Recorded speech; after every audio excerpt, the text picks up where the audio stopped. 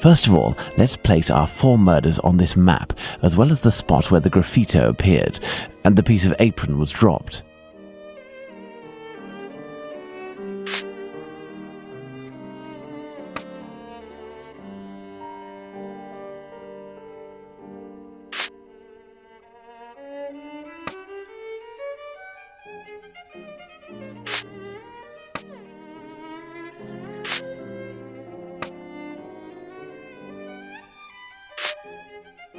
Perfect, Watson.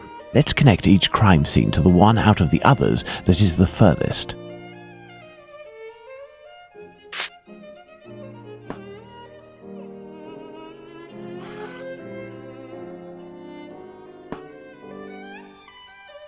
You see, Watson, the murders aren't grouped together, but seem to be spread out like cardinal points around a central zone. The killer obviously wanted to avoid returning to the previous scenes of his crimes, assuming that they would be more closely watched or that he could be recognized.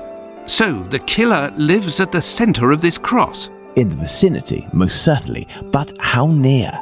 We cannot afford to get it wrong.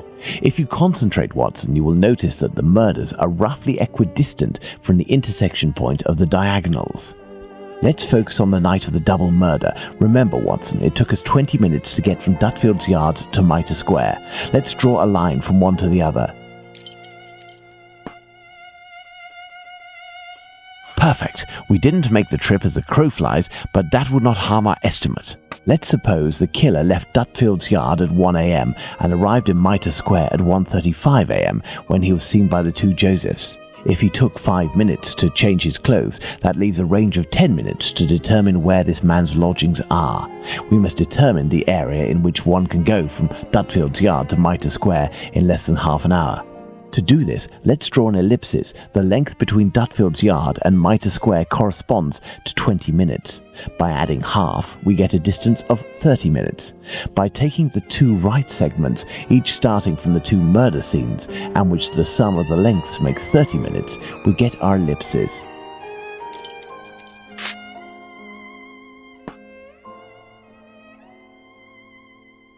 There we are, Watson. Our killer lives in this area. It's still rather a vast area, Holmes. Yes, indeed, and our goal is to reduce this area as much as we can. We must consider the fact that the murder at Mitre Square was committed under a certain amount of pressure, given that the killer knew he was wanted for the acts he committed not long before. We can assume that he had to do it in a safe zone, that is, an area not far from where he lives. This is especially true of an act such as the graffiti he carried out after 2 murders.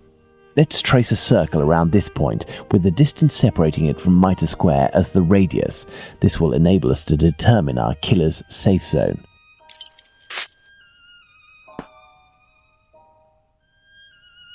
Our killer must surely live inside this circle. Now, let's intersect it with the ellipsis that we previously determined.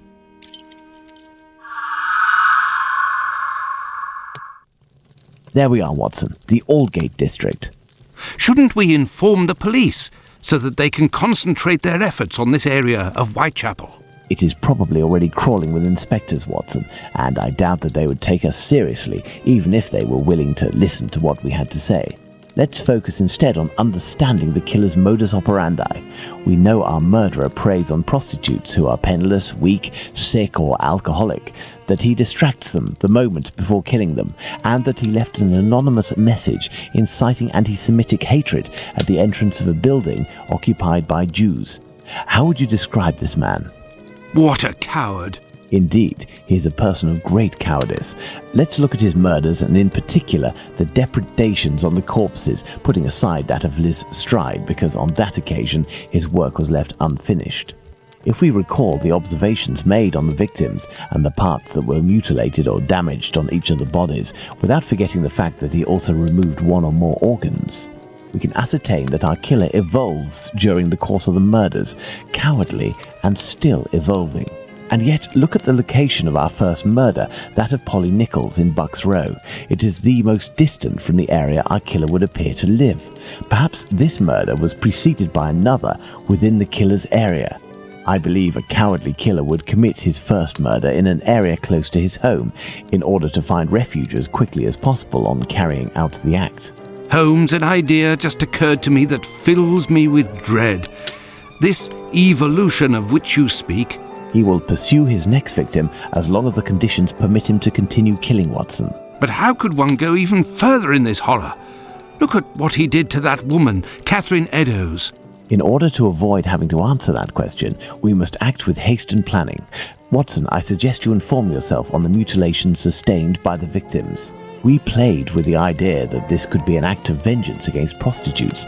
If the mutilations correspond to areas affected by a specific pathology, perhaps the killer wanted to give an eye for an affliction he felt the prostitutes he knew were responsible for. And this trail leading to Dr. Tumblety Holmes? I also have a few things to look into in the meantime. I still have a primary witness to track down, not to mention old trails I've yet to pursue. See you soon, Watson. When we first spoke about the Bucks Row murder with Watson, he was reading a newspaper, The Star, dated September 1st, 1888, I believe, which mentioned similar murders in the preceding months. I have no chance of finding the police reports, but perhaps I could find some information at the Central News Agency. I must go there at once. Afterwards, I'll go back to see Abraham, the owner of the pet shop in Whitechapel. The second Joseph's statement would lead me to believe that he may know the man spotted on the corner of Church Passage that night. If that's the case, I must find this witness so I can question him.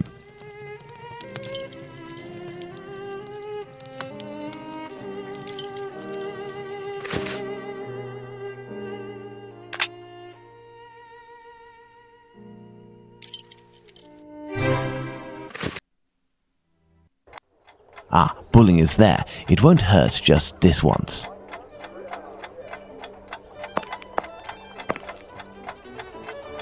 Hello, Mr. Bulling. So, did your colleague tell you about the tip? What tip? Ah, I see. I gave him an explosive tip and he went without you? Oh, that's not very sporting on his part. No doubt he took all of the credit for his discovery. You're winding me up, eh? I must show Bulling something to make him believe me.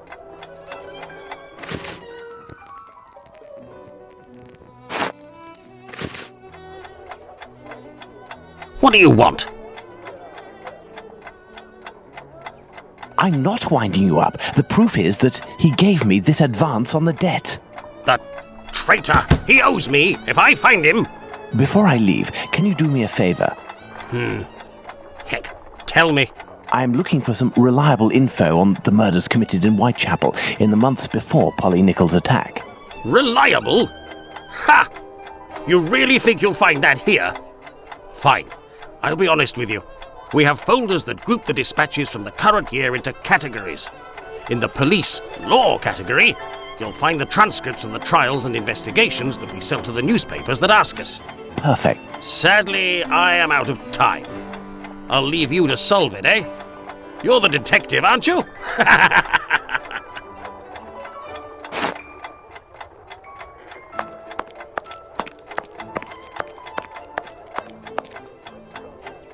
The dossiers are full of papers in dated envelopes. I can't open them. That would be too obvious.